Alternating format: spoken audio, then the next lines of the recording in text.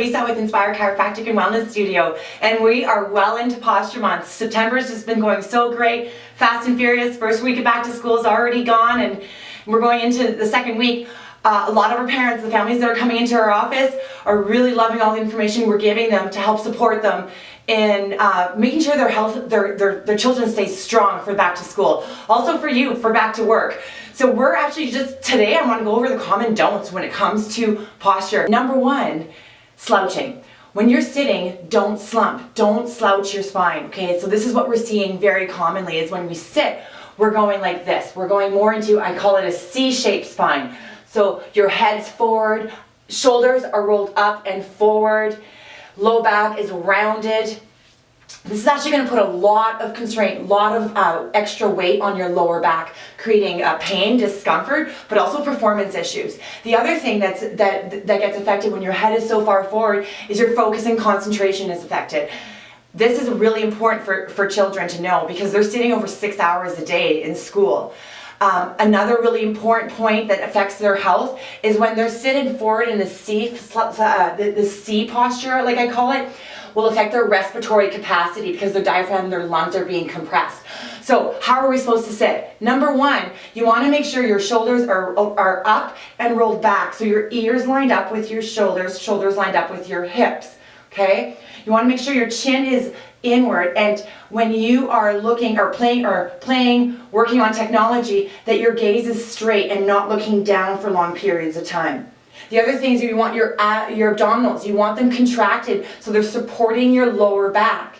You want your hips to be in a 90-degree angle, okay? So your hips and your knees should be lined up.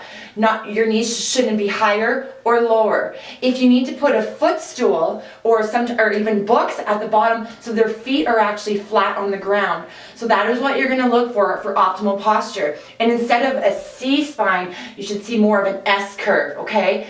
When your ears are lined up with your shoulders with your hips, abdominals are braced, and gaze is straight. Number two, when it comes to the big don'ts, is backpack. Wearing backpacks, okay? This is what we have to do for our school, but make sure your backpack is properly sized and fitted for your child.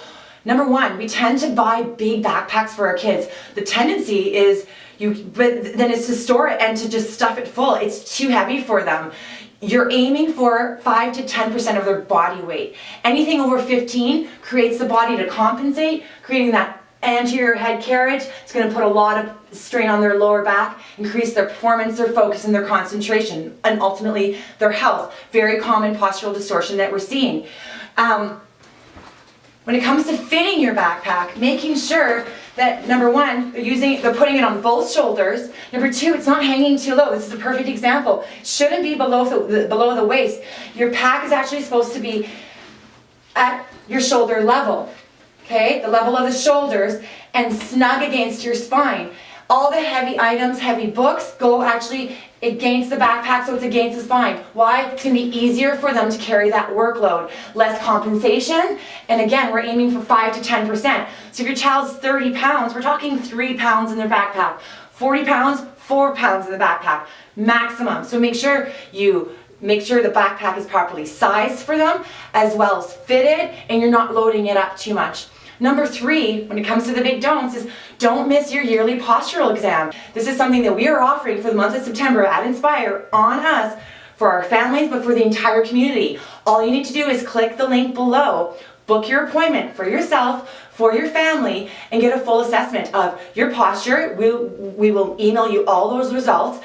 And we'll also do an assessment of your nervous system. Why is this so important? Well, number one, we can detect any early distortions that are happening in your child's posture and correct them so that we can create more strength and stability, ultimately affecting their health and their performance.